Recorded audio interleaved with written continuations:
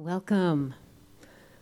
Good morning. Thank you for tuning into our love stream today, this service this morning. I'm Leslie Monroe. I'm filling in for Rick Charette.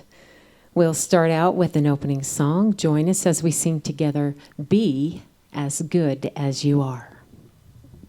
1, 2, 3, 4.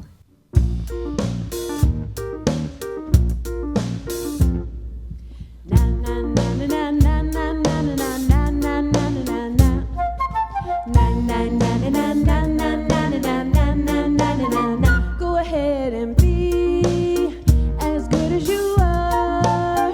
Go ahead and shine bright as a star. Go ahead and fly higher than a rainbow in the sky. Go ahead and be as good as you are. Na na na na na na na na na na na na na na. Na na na na na na na na na na na na. Maybe you're a painter, a lion tamer. Maybe you're a doctor or a nurse. Maybe you fight fires or walk high wires or build big castles like hers. Do you pilot a plane, engineer a long train? Are you the captain of a great big boat? Do you write hit songs for the world to sing along? Are you a farmer raising pigs and goats? Whatever you decide to do, it's special because it's you. Go ahead and be as good as you are. Go ahead and shine bright as a star.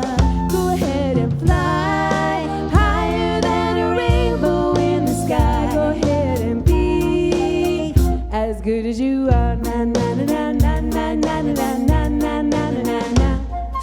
Na na na na na na na na na na na na na. There are gonna be times when you're trying to shine and somebody says, "Who, you?" Keep a smile in your heart, just remember who you are. Let your light keep shining through. You go ahead and be as good as you are. Go ahead and shine bright as a star. Go ahead and fly higher than a rainbow in the sky. Go ahead and be as good as you are. Na na na na na na na na na na na na na. Woo! Na na na na na na na na na na na na na. Good morning. We are so happy you've joined us at the Salt Lake Center for Spiritual Living. My name is Linda Brewer, and we are a spiritual community where all are welcome. Welcome to be part of our virtual love streaming community, that is.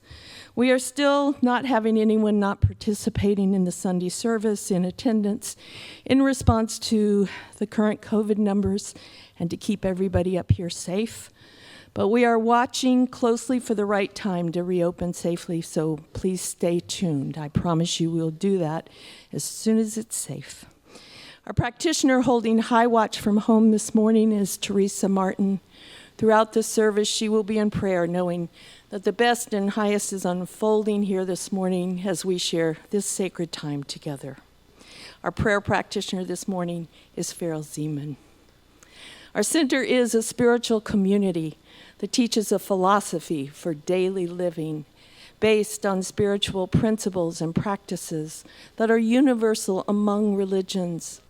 We honor every pathway by which people seek to know and connect with the divine, and we work on our individual consciousness so that we can help make the world a better place. So from wherever you are, I invite you to recommit yourself to our centers and hopefully your own spiritual purpose by saying our purpose statement with me. We are an open, welcoming community, celebrating our divinity, loving our humanity, and nurturing our journeys of spiritual discovery. I want to remind you again that given how rapidly things are changing, we would be really grateful if you would all regularly visit our website, where we post all the latest information on what's happening within our center. Things go up there more quickly than we can even get a newsletter out, so that's where the latest news is. Or if you've just discovered us online and you want to know more about us, that's a great place to do it at our website, which is www.spirituallyfree.org. On the site, you can submit a prayer request, see what's coming up next Sunday or in the coming month, watch previous services, read about the folks who serve our center in all kinds of ways, and sign up for our twice weekly email blasts, and so much more. So check it out. Our theme this month is Timeless Wisdom, Evolutionary Vision, and our speaker this morning will be Kamrin Carver. His topic will be Grounded Beyond the Beginning. Next week, Shemaine Charette will be back to delight us with one of her wonderful talks. So if you're missing connecting with folks the way we used to do on Sunday morning here, and I know so many of you are, I urge you to join in the weekly Zoom call that happens at 1 p.m. each Sunday following the service. This is a great chance to visit with and interact with others from the community, all from the comfort and safety of your home. I know it's not lunch at your favorite restaurant, but it does allow you to connect socially with old and hopefully some new friends. So check that out if you haven't. And tomorrow night, The Art of Abundance, a 5-week class begins with Dennis Merritt Jones. He's the author of the book of that same title. Jones says that manifesting a prosperous life isn't just about increasing our net worth. It's about increasing our self-worth. It's about making it possible to have an abundance of whatever shapes a life worth living for you. If that sounds appealing, the Zoom class runs from 5 to 7 p.m. for 5 weeks starting tomorrow. And Jones says it will be interactive and experiential. The full information is on our website homepage, and it does require pre-registration to participate. So if that sounds appealing to you, check it out. And as I like to do each time I'm here, I remind you that our center was founded on and is grounded in prayer, which helps us deal with whatever comes our way and to create a positive experience regardless of our situation. Our professional prayer practitioners are trained in the art and science of affirmative prayer, and they are so ready to pray with and for you. So if you would like to have them do that for you this week, click on the link on the homepage, submit a prayer request, and all the practitioners will be praying for you this week. And if you'd like one of them to call you and pray with you in person, just say that in your request, and somebody will give you a call. All right, now I invite you to just settle in. Allow Farrell's reading and the centering music to take you to that sacred space within. Then Farrell will lead us in prayer.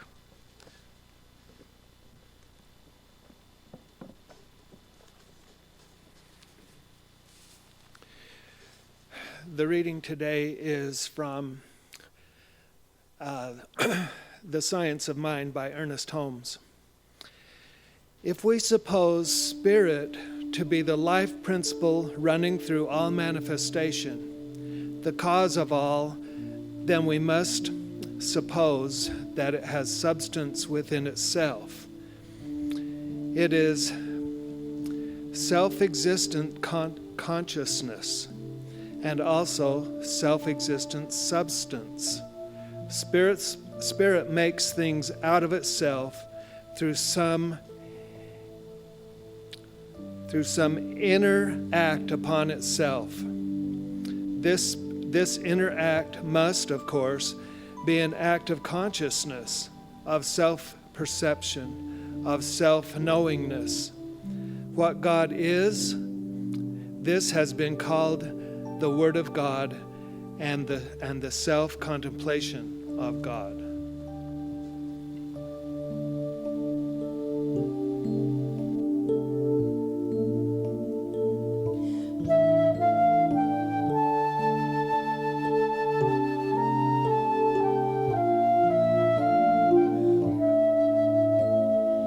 My heart is open, love moves through me. My mind is open.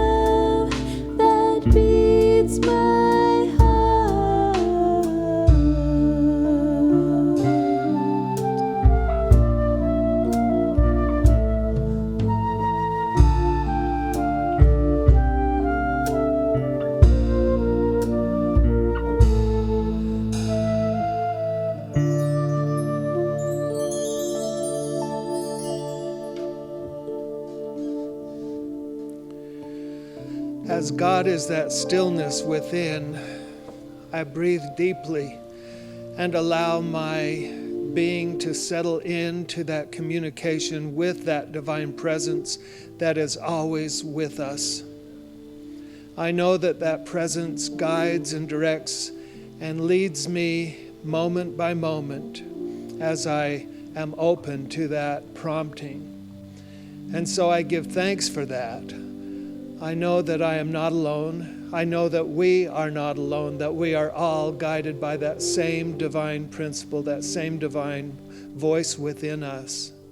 And so in that gratitude, I simply say thanks and release it into that law that brings all things into being. As together we say, and so it is.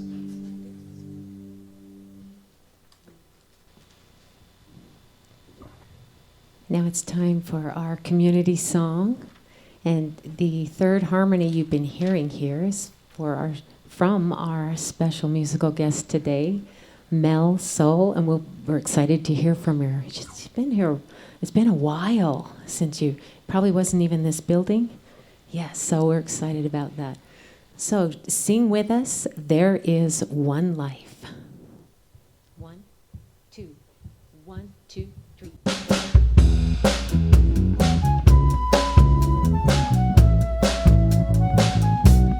There is one life, there is one love, there is one infinite presence. I am one with God, I am one with God. There is one life, there is one love.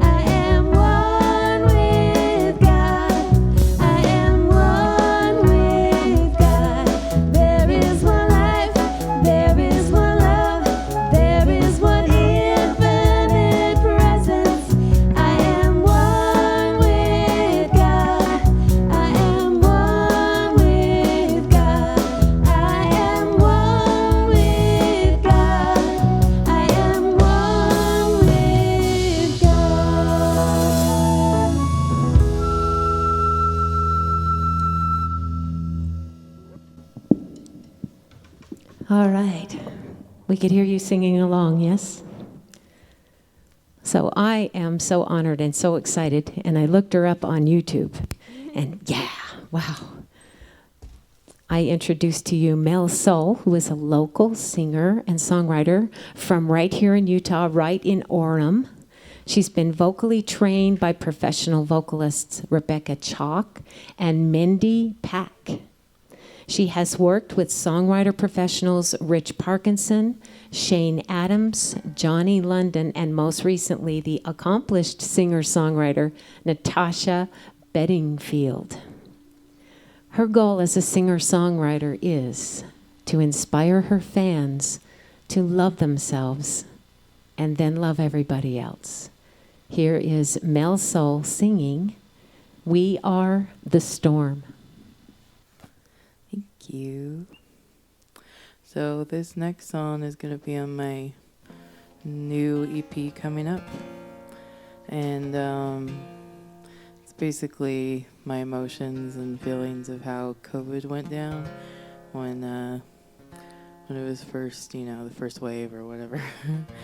But I think of a storm as something that's very powerful, and that power can be intimidating, or it can be worshipped, or just, felt through and experienced.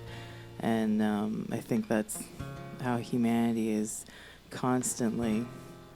But how we choose to experience that storm is up to us, and to me that answer is within the end of my song. So this is "We Are the Storm."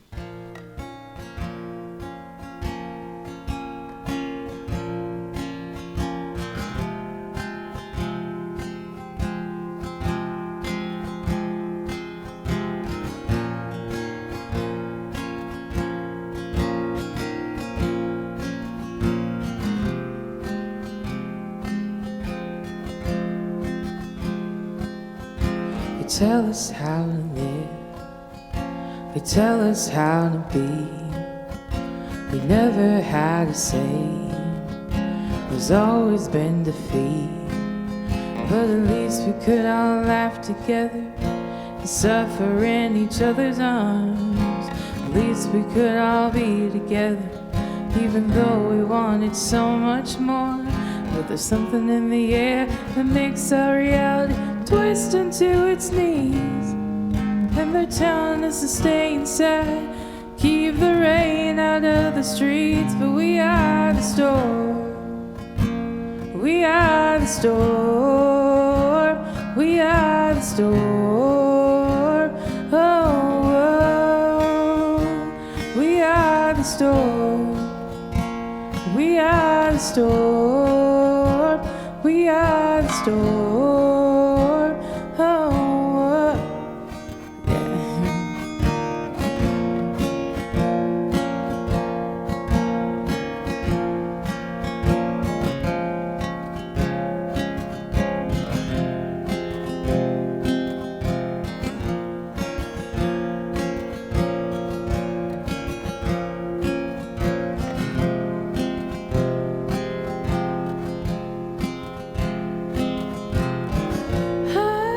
See you, and I can't breathe here, and I'm all by myself. Apathy has ruled my body, and dreams have gone to hell. But there's something in the air that makes our reality twist into its knees. And they're telling us to stay inside, keep the rain out of the streets. But we are the storm, we are the storm, we are the storm. Oh, oh. We are the storm, we are the storm, we are the storm.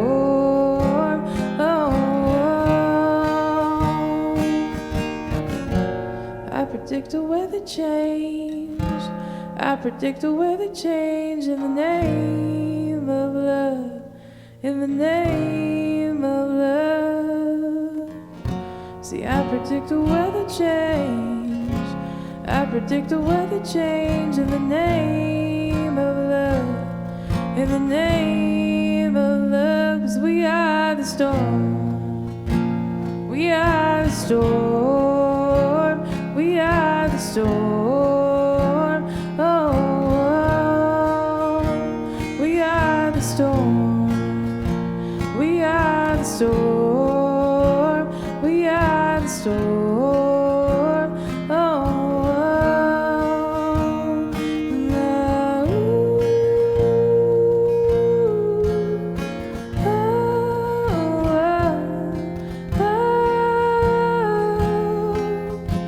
we are the storm.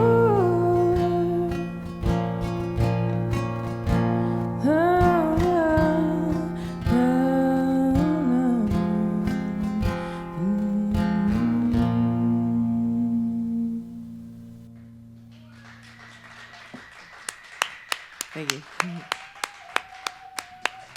That was awesome. That was wonderful, Mel. Thank you so very much for being here with us. You know him and you love him. Please welcome back our wonderful speaker, Kamrin Carver. Wow, Mel, that was incredible. Thank you. It goes really well with what I've got planned for today, too. So thanks for being so in tune with the oneness of life there. That's great. All right. Thanks for having me back, Salt Lake Center for Spiritual Living. It's a pleasure to be a part of this month's theme and the opportunity that I have to jump in with the concept of groundedness and really to be able to wrap our heads around the year that we've just had and knowing that in spite of everything that has come our way, we can in fact be grounded. My conversation today is on being grounded beyond the beginning. And, if we tuned into Myrna's discussion last week, she really set the groundwork for what that means beyond the beginning. It means we are springboarding off of what has come before us from our founders, not just Ernest Holmes, but everybody that inspired him. And I love the way that she took us through that evolution and then gave us the edict and the responsibility to take it beyond that. So I'm very excited to be talking about returning to those same basics and to allow ourselves to see what wisdom is already within us, and then what is around us to be accessed and to be utilized. As we've experienced the events of this last week in combination with what's happened this last year, I know that each and every one of us have had a different response to that and a different reaction. And that is very telling for where we are at personally, spiritually, in our own evolutionary process. Nothing to be judged or to feel anything other than love and compassion for, but just feedback. Where are we? Because that barometer of groundedness is only apparent when we are challenged in ways that we have been recently. As we've looked out to the events that have been transpiring, we've been fed a very specific image or list of images like the ones that I'm showing now. And as I've seen these come through, I've had my own thoughts about them. I look into the faces of these people and I wonder, what is it like to be them? Where is that same energy inside of me? And then what have I done to either make that energy more like what I'm seeing on the screen, or how does that energy drive me deeper into the peace that already exists within inside of me? The purposeful practice of oneness is the outcome that I have chosen in all of this, because instead of seeing an other in all of this, I have chosen to see where we are the same. Where do I feel this passionate about areas of my life? Where do I feel like going out and creating social change? And where have I done similar things, maybe not as illegal or frightening, but where have I stood up for what I believed in ways that I thought would elicit social change? This has helped me to create a much more grounded approach to the way that I am showing up in my own life. The question I want to propose for today's discussion is, how can we as a community be purposeful in our practice of oneness? How do we as a community stay in alignment with the principle that all people are a part of this oneness? Not just these people, but the situations. How do we see God in all of it? And I think that where we get into trouble is where we start to see an other. There is God, and then there is all the things that make us unhappy, right? And I think where our philosophy really is different is trying to expand that God essence to it all. There is nothing outside of it. There is nothing that it cannot penetrate, and there is nothing that it is not expressing as. And so, it's easy to do when we're thinking about our loved ones and things in our lives that are going well, and it's not as easy to do when we think about things that make us feel uncomfortable or at disease.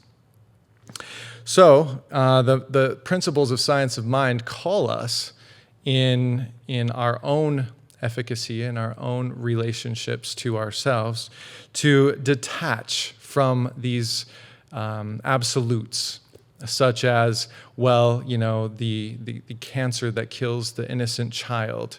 That is definitely bad. The Holocaust that happened, the several Holocausts that happen all over the world throughout all decades and centuries, absolutely, that's pure evil. Even just starvation, that has always been a part of humanity's experiences. How is that God? And if we are spinning out, if we are allowing for the external circumstances to dictate what we will feel and what we will experience, then our detachment from that groundedness makes it rather impossible to really see the answers to these questions. It makes it really hard to stay in flow.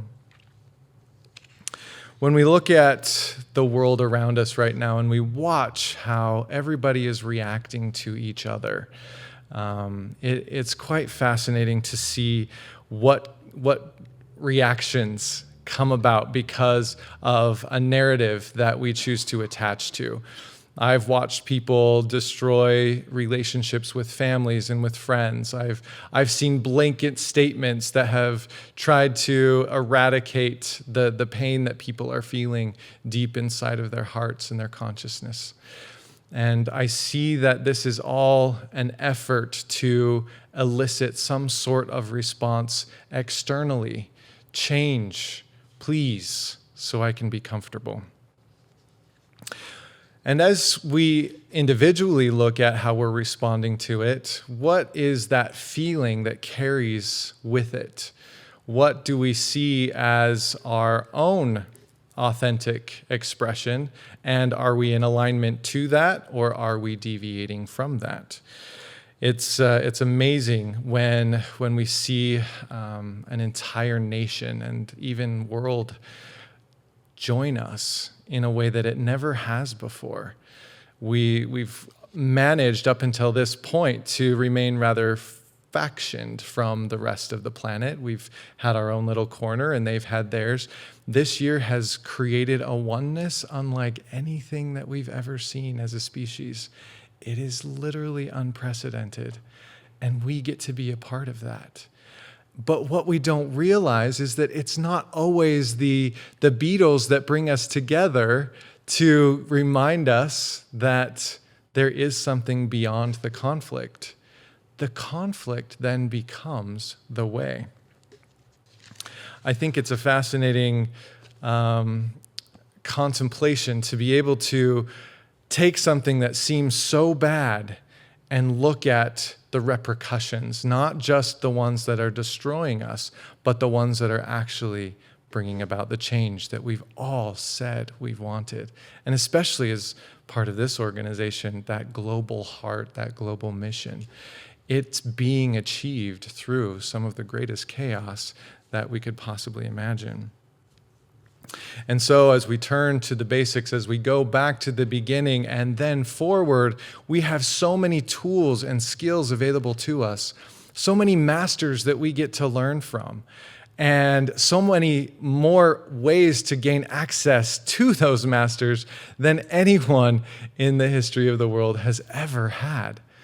I was talking to somebody and they posed a concept I'd never thought about. They stated, would you rather be the richest person on the planet 100 years ago or the poorest person on the planet now? Well, I guess maybe not the poorest, that's an extreme. Or just like someone in poverty now, right?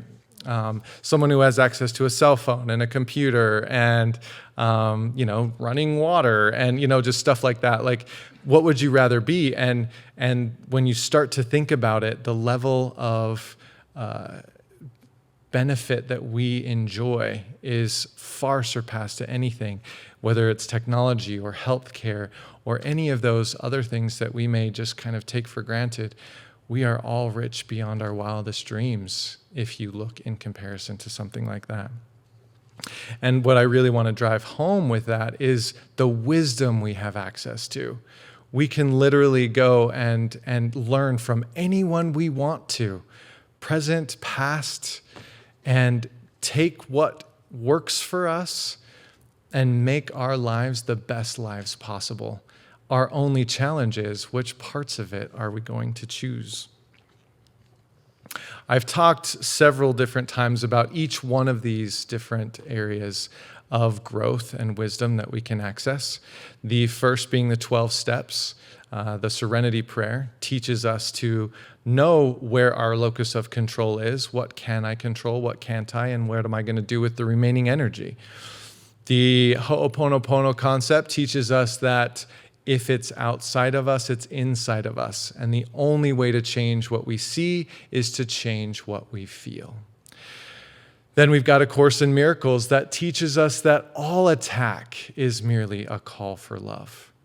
How interesting it is to superimpose that upon the images I was displaying earlier. To think of everything that would bring up that kind of, just uncomfortable emotion, and to realize it's nothing more than a call for love.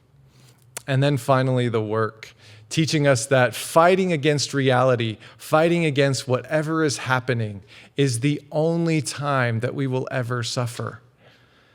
And allowing ourselves to see that we are in control, that power was never taken from us. And any great master that we choose to learn from will guide us back to that truth.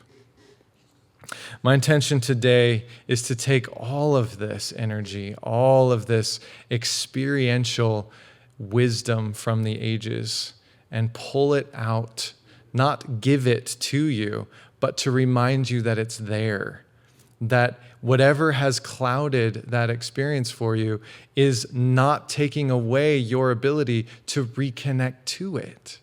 That is always yours and can never be removed. As we look to all that is happening around us right now, with our families and our friends, and our government and our societies, what tools were any of us given to handle what's happening right now?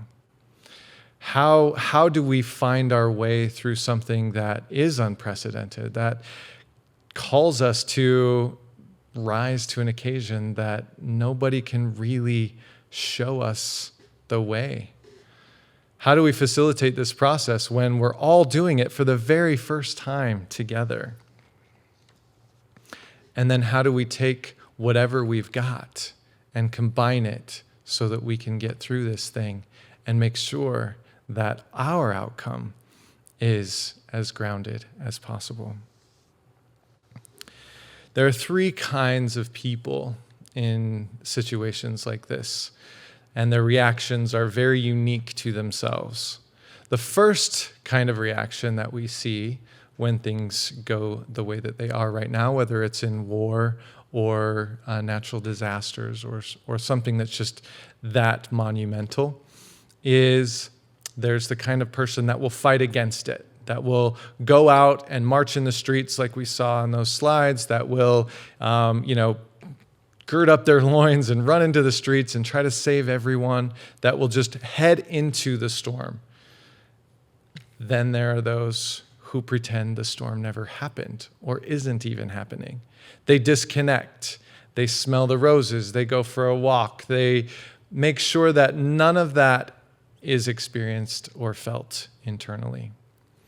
And then there are those who actually settle in. And this was a fascinating study done in World War II where psychologists of the day were noticing that the patients who they had been assisting to heal, extreme anxiety or depressive symptoms actually started to improve the worse that the war got. And what they found was the correlation between the chaos on the outside matching the chaos that they had always felt on the inside. And once those two equalized, guess what happened? They felt normal. Like, now everyone's acting like I've always felt my whole life. And there are those people who are in this situation right now that are having that experience, that are breathing for the first time and saying, now everybody knows what it's like to be me. And regardless of what kind of reaction that we're having, what really matters when we look at this is, what are we doing with that? Because each one of these reactions can be used for a positive impact or a negative one. Are we allowing ourselves to get hyped up and to lose touch with who we are? Or are we using it as the opportunity to drive us deeper into what we have already dedicated our lives to? I choose to use these times to reconnect myself with that little boy inside that's just kind of lost and scared. And as the adult, I go and I comfort him. I let him know that I'm in control. I let him see all the events that have transpired beyond the experiences that he's had and show him how resilient he has become through everything that has happened. I show him like a movie. Look at what you're going to accomplish. Look at what you are going to rise above. You have everything you need to get through what's going on now. I use these times to connect to my shadows. Where do I still believe that God is an other? Where do I still believe that there are limits to goodness? And where do I still buy into the fact and the fallacy that I know better and that I know what's good and bad, what's right and wrong? The organization, the United Centers for Spiritual Living, has put out an evolutionary vision. I created some pictures that I felt embodied this vision, and so I'll show that as I read it. We envision all people, all beings, and all life as expressions of God. We see a world in which every person lives in alignment with his or her highest spiritual principle, emphasizing unity with God and connection with each other. A world in which individuality and collectively we are called to higher states of consciousness and action. And as we embody that for ourselves, how are we seeing God? How are we seeing that unity as it works in us, as it works in society, as it works in the darkest parts of what we have to give and what is being forced upon us? And with that understanding, I am turned to natural laws of life. Natural laws of life that state the best crops come from the best fertilizer. The best arrows that are shot come from the most targeted tension. And the most growth that has been experienced, whether in life and nature or whether within ourselves, always comes after the destruction of what was there before. And so seeing this, seeing it almost as a law of nature, this is literally happening all around us. And yet we are telling ourselves time after time, but wait, no, this is different. But wait, no, this is outside of unity. This is outside of interconnectedness. This is outside of goodness. Because we have such finite abilities to see, because we are so focused on something that is right in front of us, we miss a grander picture, much like focusing on a pixel detracts us from seeing the entire image. Looking back, as I have seen myself grow, I have seen a very tormented mind find its way.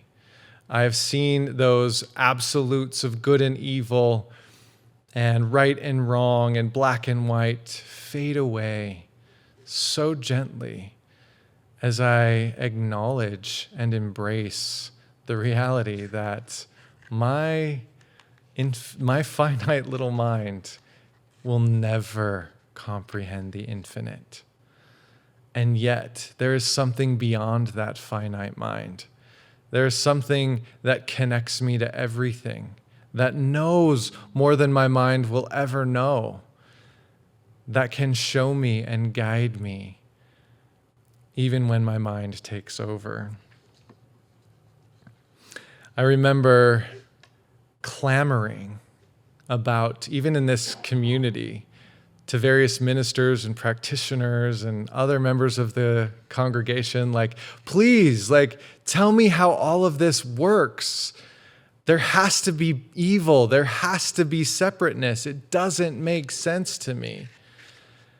And nobody could give me the answer that would satiate that monster inside of me until I did my own work. And I wonder, if I were to go back and listen to all those conversations that I had, how many of them would have been telling me exactly what I'm seeing now, but I couldn't see it because I hadn't evolved to that place yet. It becomes a language eventually. It becomes a way of being, a way that is effortless and easy. A way that isn't distracted by everything that is happening all around.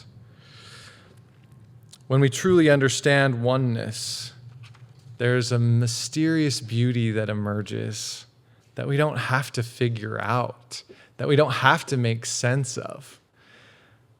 But there's that part of us that can trust and have faith, knowing that in spite of it, we can find peace. So I'm just going to throw this out there.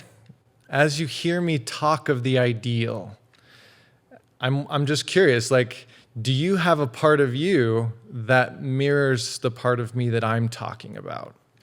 The part of me that I'm talking about that almost doesn't quite know how to integrate an ideal this big? A part of you that resists, that says no but? A part of you that still desires to hang on to the fight because it just feels too good to let go of. I'm just asking you to find it. There's no need to label it. But until we know where we are, we don't know how much further it is to where we want to be. Because we need to sit in that contrast in order for change to start to churn, until the discomfort of the change is less. Hold on. I do this weird every time. Until the desire to change is more. Oh my gosh, I'm doing this wrong. We can't change until it's more painful to stay the same than it is to change. You all know what I'm trying to say, I'm sure. I'm sorry for that. But that's the way of it. We never change until pain pushes us to do so. And so I'm just asking you at this point, acknowledge your change. And acknowledge that quotient, that part of you that, where is the most pain? Is the most pain on the change end, or is the most pain on the staying the same end? And what do I need to do to balance out those scales in a way that will take me into that next part of this for myself? I think it's important when talking about groundedness to give it some definitions. there's some wisdom out there about what this means. Matteo Sol has stated, if you don't learn how to ground yourself in the present moment, you will live like a slave to your emotions rather than a master of them. Steve Goodyear states, if you get yourself grounded and you can navigate even the stormiest roads in peace. And then the way I look at it is being fully conscious, knowing that no matter what is going on around us, we stay balanced, centered, and aligned with our soul and our true self. I love this feeling, and I choose to guard this feeling with everything that is in me. I choose to get rid of relationships that make this feeling more difficult to maintain, and I choose to cultivate situations which bring me closer to this experience. Because what I have learned in my life is that nothing is more valuable than this. That no element of who I am or the way that I live is more influenced or more benefited by this feeling, this state of consciousness. And my goal in life is to make sure that everything that I see turns to love, and every action that I take brings about peace. I am probably light years away from where I would really love to be with this, but that doesn't mean that I don't anchor myself there every day. Because if I don't, the consequences are too great. I still have that monster inside of my head that could come alive at any moment and destroy everything that I have worked so hard for. But the closer I get towards this understanding and this conceptual awareness, the easier it becomes, and the more able I become to stay in that resiliency. Have you ever met a grounded soul? Have you ever been that grounded soul to another? And if you haven't, have you ever read the story of somebody that was this kind of person? Of course, I'm going to go to our most popular, example that I think our society is used to seeing. Jesus was one of these people. The impact that he had and the impact that people like him have had has a very similar element to it.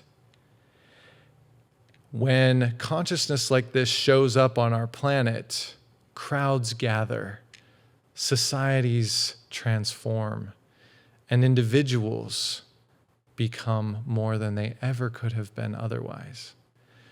And I love that Jesus walked around saying, I am God incarnate, because he was reminding us all to do the same.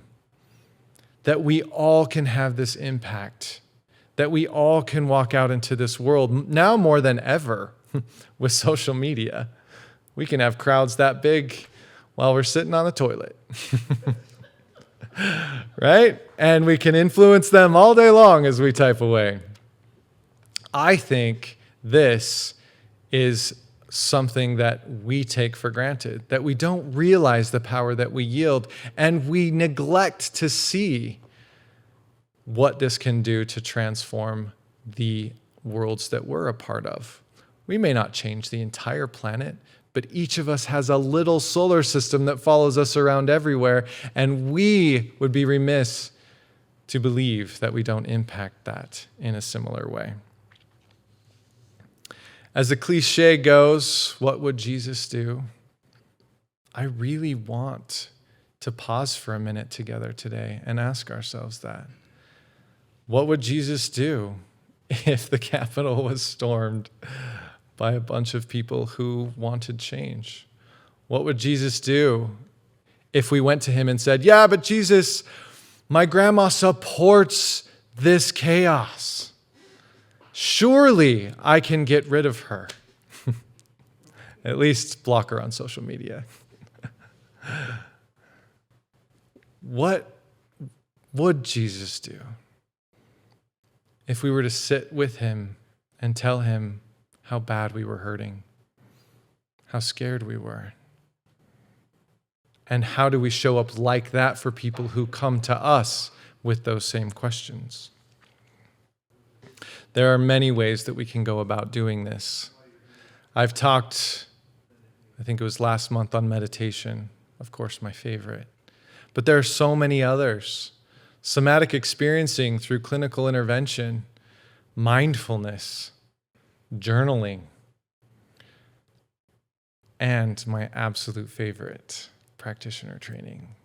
For those who have gone through this, you know what I'm saying when I say it is the most valuable education that you could possibly hope for.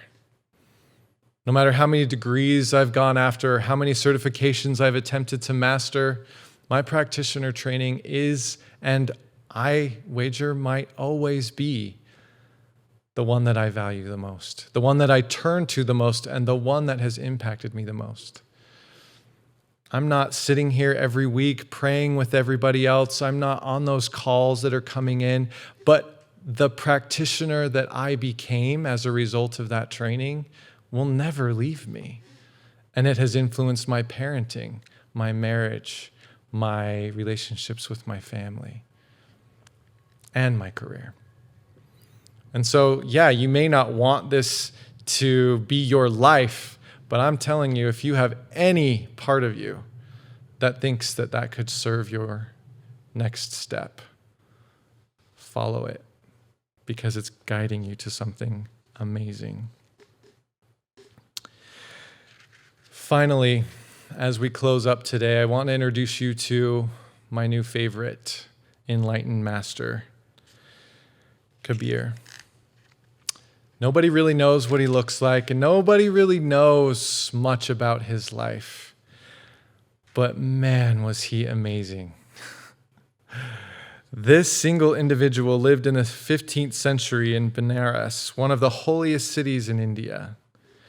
He lived at a time when religions were killing one another and telling themselves that God condoned it.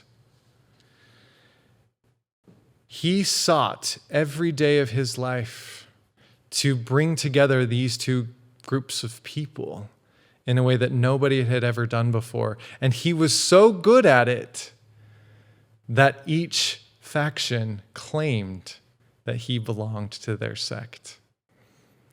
Truly a testament to the success that he had. And every time I think about it, my body is just covered in chills. This man was a god among men. This man taught that no matter what he saw happening all around him, he was going to choose love. At a time when unity could not have been more unpopular, he made sure that that was his driving force. I'd like to invite you all to experience the energy that I'm sure he blessed his day with. I would like you to get into a comfy place. I would like you to begin to just breathe gently. I'm going to teach you what's called 4 square breathing. So if you could please place your hands as if here. I moved the slide too fast. I'll show you. If you could please place your hands as if you're giving yourself a hug and just start tapping like this. Then breathing naturally at first, but then start counting. Breathe in for 4 counts. Count with your taps. Hold it for 4 counts. Breathe it out for 4 counts. And then hold it out for 4 counts. And the purpose of this is to do that 4 times. As you're breathing, as you're starting to connect with the life force that is within you, feel the energy around your heart. Feel what is happening there right now.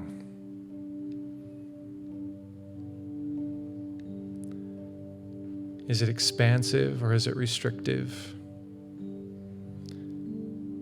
Does it feel as if it is giving or taking? Imagine it has a field around it that is emanating from your chest out into the universe? What message is it sending? What is it creating more of?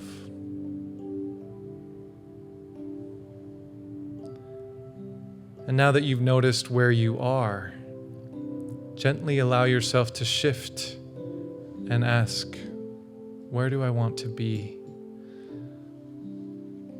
If it is more of what you felt already, let that grow and expand. Let it fill your body, the room you're in, your neighborhood, your city. Take it out as big as you can make it. And imagine that the entirety of that space is now feeling exactly what you're feeling. Connect to every heart and feel them with you now.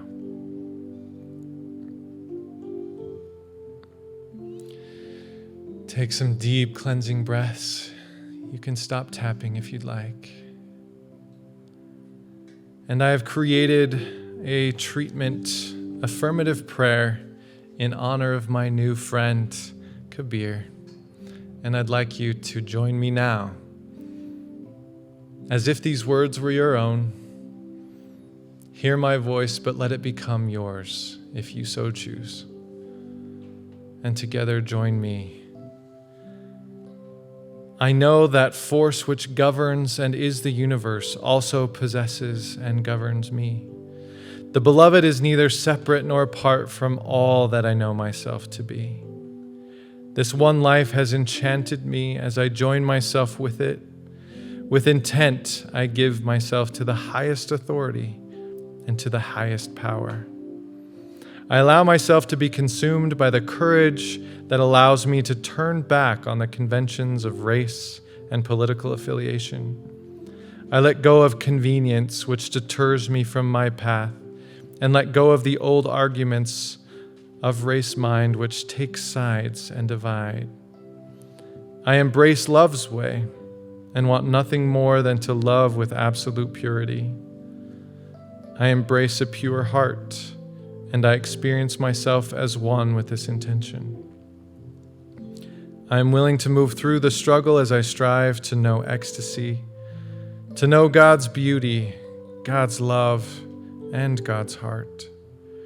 I embrace the immaculate strength that love provides and see beyond the appearance of separateness or oneness.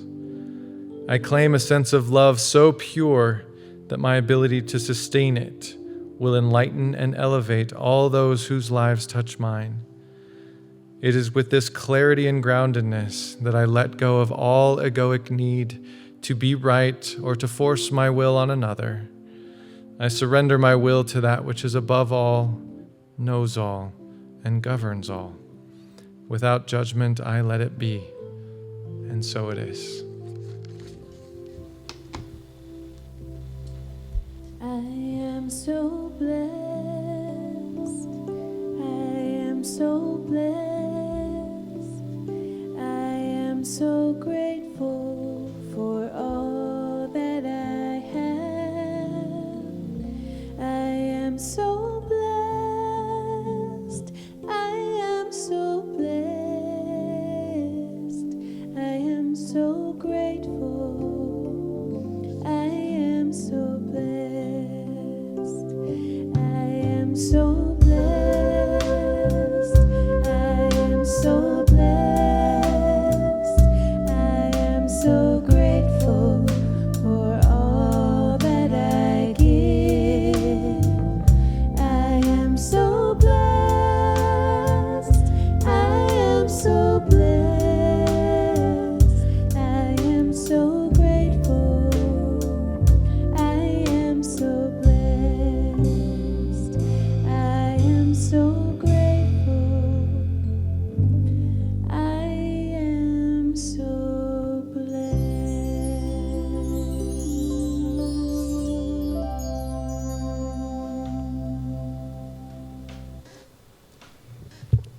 Wow, we are so blessed. Kamrin, every time you speak, I think it can't get any better, and then you do. Was exactly, I think, the message so many of us needed to hear after this week. So thank you so very, very much. What a blessing. So this is the time in our service where we remind ourselves of the divine flow that happens, that good comes to us, and in gratitude we give back to that place that inspires us, sustains us, calls us to come up higher, and nourishes our souls, our spiritual center right here. I know I was surprised the other day when I went to check my bank balance to find a $600 check there that I hadn't imagined would come so quickly, and I felt incredibly blessed by that. And I know that many folks have lost jobs and are struggling because of the pandemic this year, but I also know that a number of us who are retired, that our income has not really changed that much. And if you're in that situation, I invite you to consider above and beyond your normal giving to tithe on that $600 check when it shows up as an extra blessing in your account. So just think about it. So I invite you all right now to join us in saying and affirming and knowing the truth of our blessing statement as we say it together.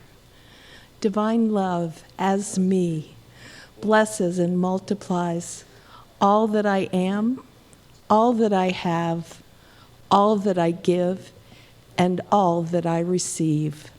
Filled with gratitude, I let this be, and so it is.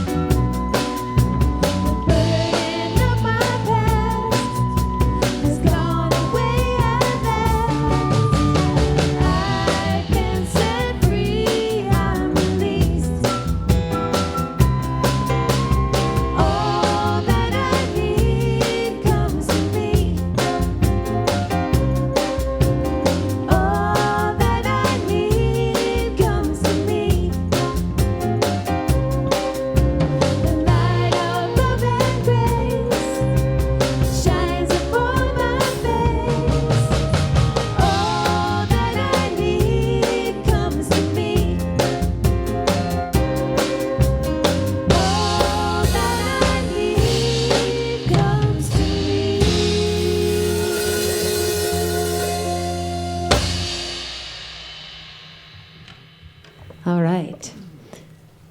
So here we go with another song from Mel Soul, and it is entitled Give Yourself Time. I loved this song. I'm so excited she's singing it.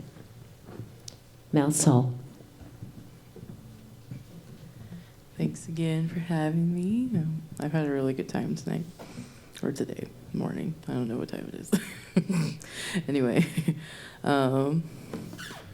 so this song I wrote after I went through a very traumatic experience, and I was worried I wouldn't come back to myself. And when I say come back to myself, I mean, will my light shine as bright as it used to anymore? And I think that's a legitimate worry when somebody's going through a hard time.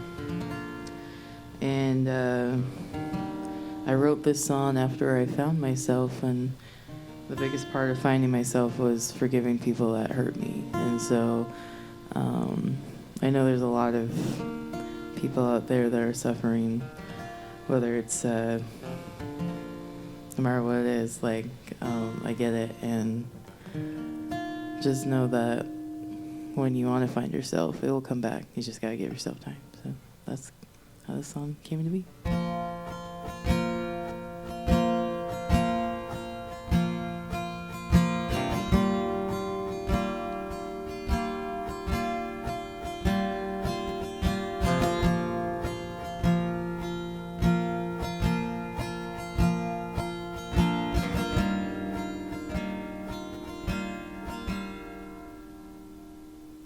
When you think you're at the end,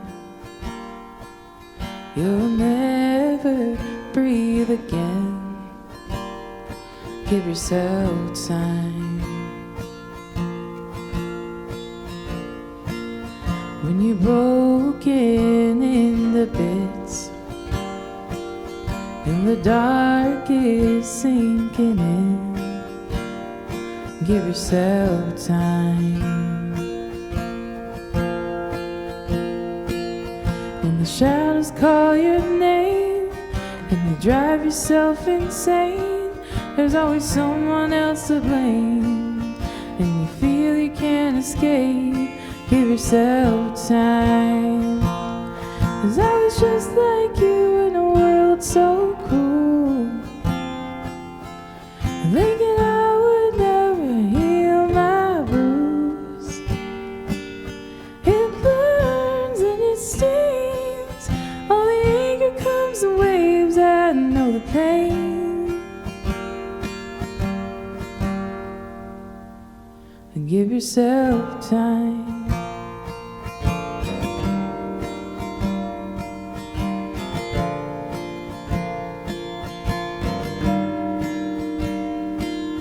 There are those that teach you how to love. There are those that teach you how to hate. The world grows colder as we grow older, and sometimes we lose our way. We make mistakes. Here's my mistake. 'Cause I was just like you in a world so cruel, thinking I would never heal my bruise. It burns and it stings, all the anger comes in waves. I know the pain.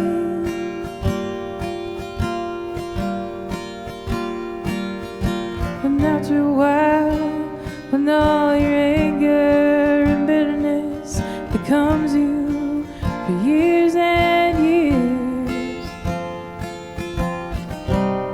as far as it got you with all that fear and all your tears. 'Cause I was just like you in a world so cruel,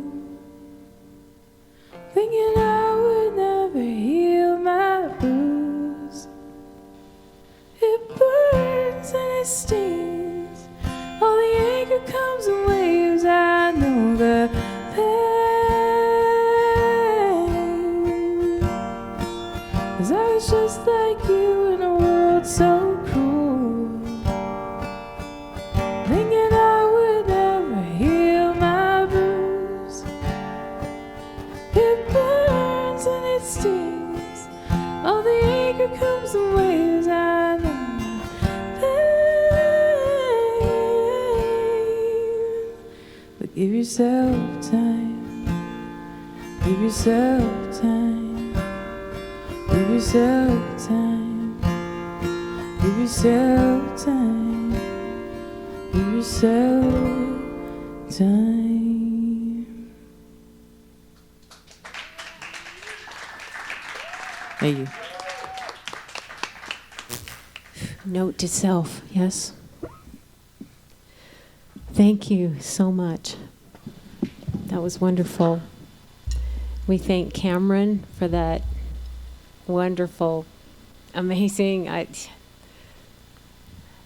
don't have a word right now, but so moving, so expanding to listen to you speak. And what you said from so many different ways of looking at it that bring it to the light. I'm so moved. Thank you so much. So after our services at 1 p.m., there will be a Zoom chat that will have a link on Facebook or the website for those who would like to gather there. We wish everyone a wonderful week, and we have the ability to facilitate healing by the healing of ourselves and listening to these messages that we've heard today. And that's what we want to put out into the collective, yes. So join us in our last song. And it is I Am As God Created Me, and we're featuring Mel joining us again on the vocals. 1, 2, 1, 2, 3, 4.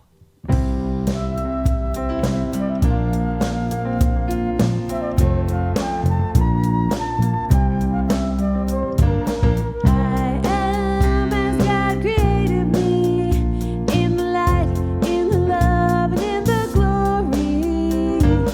I am as God created me, in the light, in the love, and in the glory. In the light, in the love, and the glory. In the light, in the love, and the glory. In the light, in the love, and the glory. I am. In the light, in the love, and the glory. In the light, in the love, and the glory. In the light, in the love, and the glory. I am. I am as God created me. In the light, in the love, and in the glory. I am as God created me.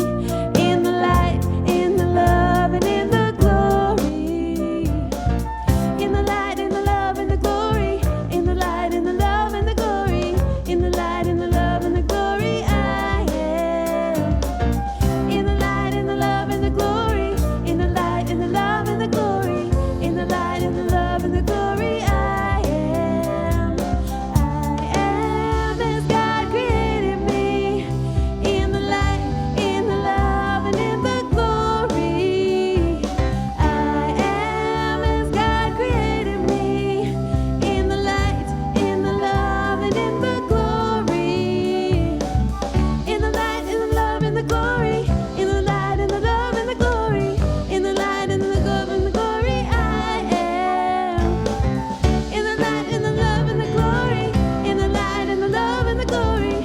In the light, in the love, and the glory. I am.